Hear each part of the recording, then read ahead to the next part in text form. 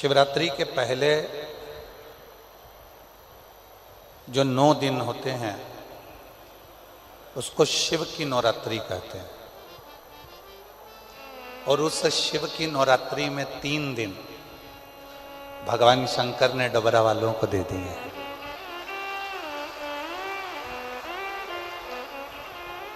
आवाज के लिए थोड़ा सा करो, आवाज नहीं आ रही।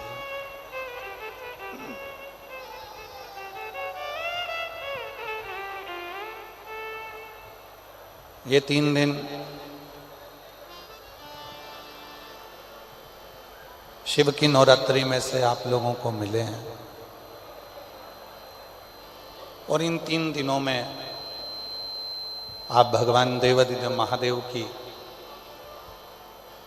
अविरल भक्ति को प्राप्त करने के लिए इस नवग्रह मंदिर प्राण प्रतिष्ठा महोत्सव में आए।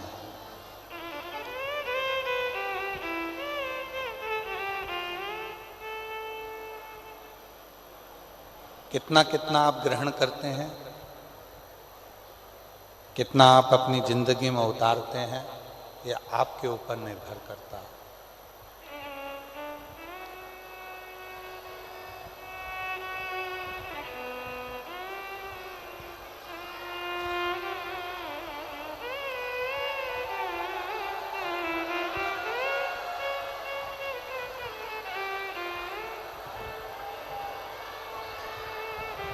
भगवान शिव ओगढ़दानी, त्रिकालदर्शी, कैलाशी, अविनाशी, भगवान शिव की कथा कहती है कि जितना विश्वास आप देवादिदेव महादेव पर करेंगे,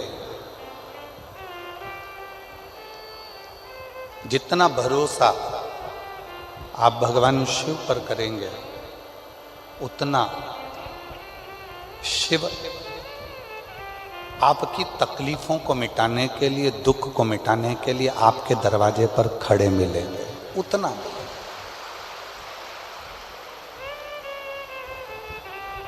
और तेरी कृपा बिना ना हिले एक भी अणु, लेते हैं श्वास तेरी कृपा से तनु तनु। बखान क्या करो मैं राखों के ढेर का, चपटी भगोत में खजाना कुबेर का।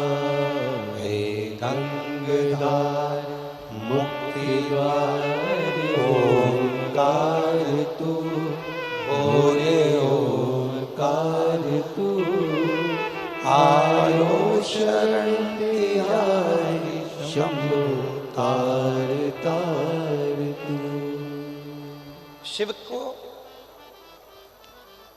बेलपत्र, शिव को जल, शिव को पुष्प, शिव को धतूरा, शंकर भगवान को ये सब कुछ देने से पहले भगवान शंकर को देना होता है आपका विश्वास, आपका भरोसा।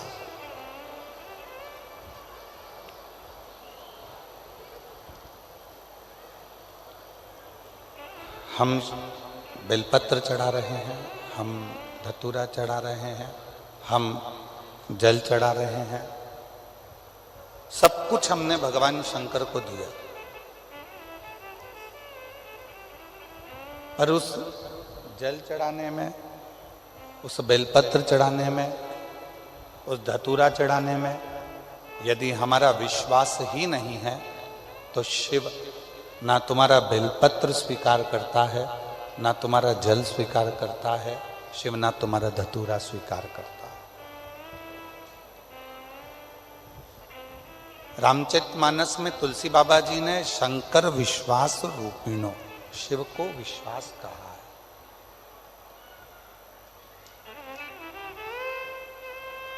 रामचरितमानस में तुलसी बाबा कहते हैं कि भगवान देवादिदेव महादेव विश्वास का प्रतीक है। और भगवान शिव जब विश्वास का प्रतीक है, भगवान शंकर जब विश्वास का प्रतीक हैं, तो उनको क्यों ना हम विश्वास दें, हम भरोसा दें, हम दृढ़ता दें।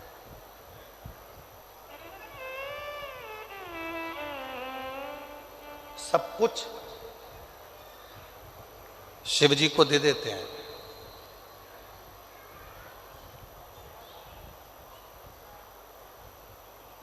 एक लाख सवा लाख बेलपत्र हम शंकर भगवान को चढ़ाएंगे, शिव जी खुश हो जाएंगे, भगवान शंकर प्रसन्न हो जाएंगे। हम 100 लीटर दूध चढ़ाएंगे, भगवान शंकर प्रसन्न हो जाएंगे। मैंने संकल्प लिया है कि भगवान शंकर को इतना दूंगी, शिव को प्रसन्न कर लूंगी, भगवान शंकर को प्रसन्न कर लूंगी।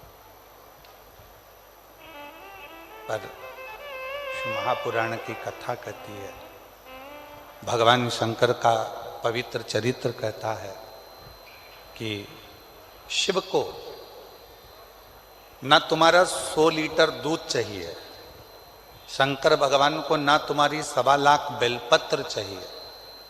शंकर भगवान को तो केवल पवित्र मन से और पूर्ण भरोसे से एक बार पंचाक्षर मंत्र नमः शिवाय कह लिया, षडाक्षर मंत्र ओम नमः शिवाय कह लिया, या श्री शिवाय नमस्तुभ्यम कह लिया, शंकर भगवान उतने में तुम्हारा कल्याण करना प्रारंभ कर देते हैं। उतने में ये स्पीकर चल रहा है, चल रहा है, स्पीकर नहीं चल रहा है, सुनो। शिव उतने में स्वीकार कर लेते हैं, भगवान शंकर उतने में स्वीकार कर लेते। शिव तुम्हारे विश्वास से प्रकट होते हैं, भरोसे से। 3 दिन मिले हैं शिव महापुराण के लिए। नवग्रह भगवान की प्राण प्रतिष्ठा के अवसर, और सारे ग्रहों में 2 ग्रह ऐसे हैं, एक मंगल और एक शनि, जो व्यक्ति को देते भी खूब हैं और व्यक्ति को उसके कर्म के अनुसार उसको दंड भी बहुत देते हैं।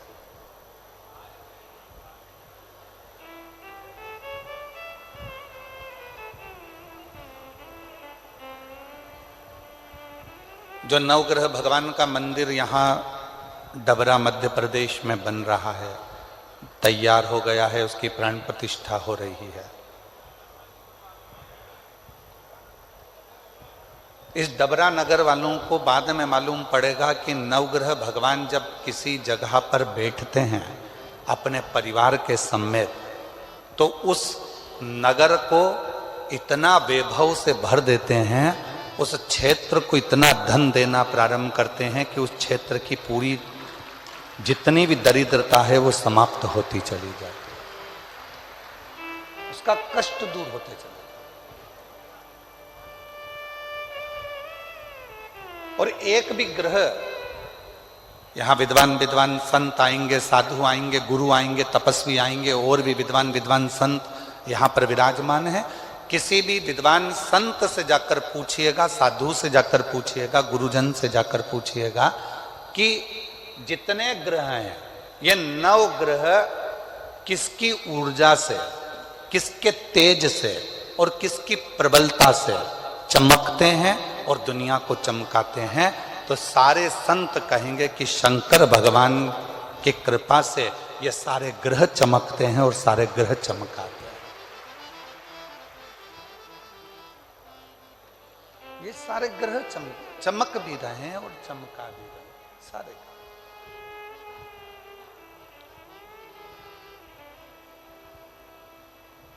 शनि भगवान को जब पांव में लचक आ गई, श्राप लग गया अपनी माता का, शिव की भक्ति करी, काशी में रह गई और शिव ने उनको स्वीकार कर लिया।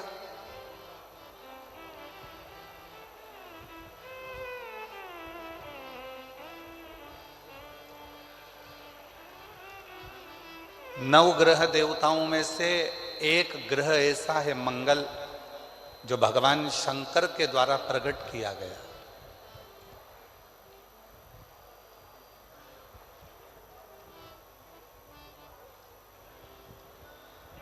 शिव के द्वारा जो प्रकट किया गया।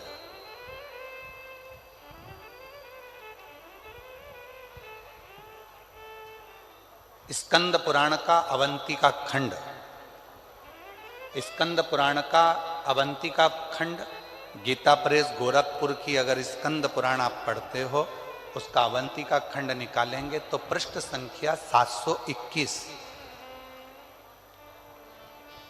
स्कंद पुराण के अवंतिका खंड के गीता प्रेस गोरखपुर की अगर आप स्कंद पुराण पढ़ रहे हैं तो उसकी पृष्ठ संख्या 721 में वर्णन मिलता है अवंतिका खंड में कि एक कनक दानव हुआ।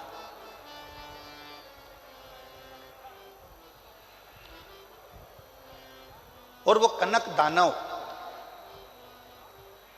इतना उपद्रवी था, पृथ्वी को जहां जहां पर खड्डे नहीं थे वहां खड्डे कर देता था, वृक्षों को तोड़ देता था, जल को दूषित कर देता था, अग्नि को दूषित कर देता था, वायु को दूषित कर देता था। इतना कष्ट देता था वो कनक दानव कि सारे देवता परेशान हो गए।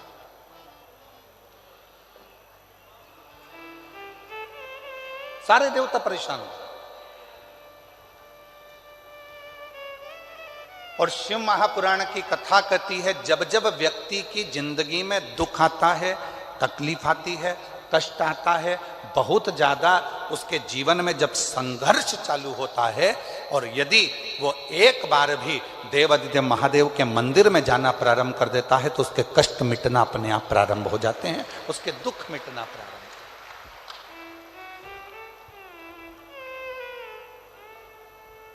देखिए 3 दिन मिले हैं और हमको मालूम है कि शिव पुराण इस क्षेत्र में हम बहुत साल पहले दतिया में आए थे और उसके पत्र हमारे पास में हैं। जिन जिन ने दतिया में कथा सुनी थी, किसी के यहाँ 15 साल में संतान हुई, किसी के यहाँ 18 साल बाद नौकरी लगी, पत्र हैं हमारे पास में, पढ़ेंगे, ऐसा नहीं कि नहीं पढ़ेंगे, जिनने दतिया में कथा सुनी। और आज फिर डबरा के इस पवित्र प्रांगण में बैठकर कथा को 3 दिन की भले करने के लिए आए हैं, पर विश्वास के साथ कहते हैं जिसने भी इस 3 दिन की कथा को दिल से सुन लिया, उसका अगला पत्र व्यासपीठ पर जरूर आएगा और वो पत्र हम व्यासपीठ पर मिलेगा। बस विश्वास के साथ सुनिए, भरोसे के साथ सुनिए, दृढ़ता के साथ सुनिए। एक दृढ़ता, एक भरोसा, एक विश्वास जब आपके भीतर होगा और आप उस कथा को सुनेंगे तो आपके जीवन में सुख का अनुभव अपने आप होगा। एक दृढ़ता के साथ सुनिए।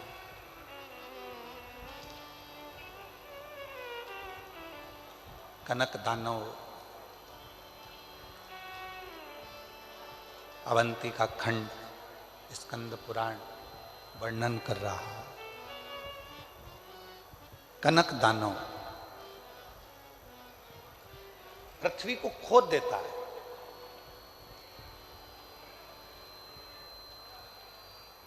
शिव महापुराण की कथा कहती है, बैठे बैठे किसी किसी माताओं की, किसी किसी मेरे जीजियों की, किसी किसी मेरे जीजाओं की, बेटों की, बेटियों की आदत रहती है कि वो बैठे बैठे कोई भी चीज उठा के जमीन को खुरदते ही रहते हैं। इनके पास कोई काम नहीं रहता, बस जमीन को खुरदना।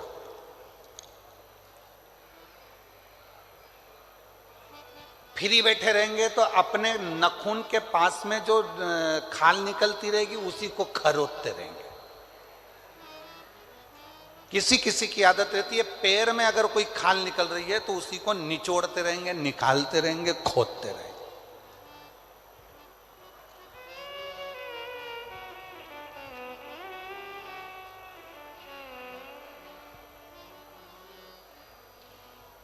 और शिव महापुराण की कथा कहती है यह अच्छी बात नहीं है।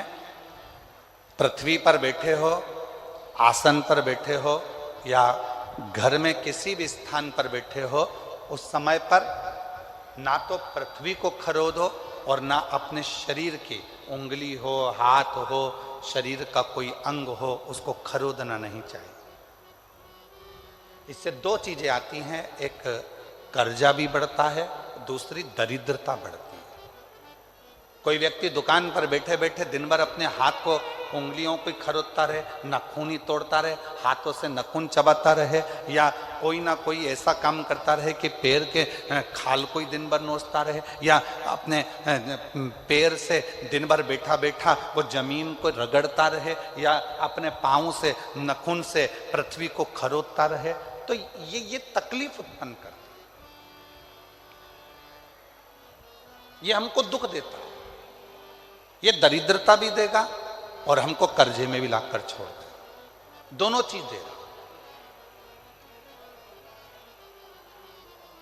अब कनक दानव पृथ्वी को खोद देता है, जहां जाता है वहां दिन भर खरोता खरोता खरोता खरोता पृथ्वी को जाता रहता है।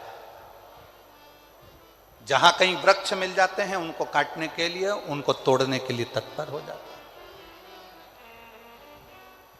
क्यों तोड़ना? किसी किसी की आदत रहती है, बगीचे में या जमीन पर चलते चलते खेत खलियान में चलेंगे, एक डंडा हाथ में ले लेंगे। अब उस डंडे का क्या करना है? कुछ नहीं करना, छोटी सी डंडी हाथ में ले ली, छोटे छोटे पौधे लगे हुए हैं, तो खेत में चलते चलते इधर मार उधर मार उधर मार, जितने छोटे छोटे पौधे लगे रहते हैं उनको तोड़ते तोड़ते उसकी जाने की आदत होती है। पर शिव महापुराण की कथा कर रही है, उस पौधे ने तेरे को कुछ बिगाड़ा, उस पौधे ने तुझसे कुछ कहा, वो तो एकांत में है, एक और है, साइड में है, तेरे रास्ते में भी नहीं आ रहा। मान लो तेरे रास्ते में आता तो तू उसको तोड़ते हुए जाता, चल जाता, पर किसी पौधे में डंडा मारा, किसी पौधे में हाथ मारा, किसी की पत्तियां नोची, किसी के पौधे को तुमने तोड़ तोड़ा के नचित कर दिया। ये शिव महापुराण वर्णन नहीं करती। भगवान शंकर प्रकृति के देवता हैं, शिव जी को प्रकृति का देव माना गया।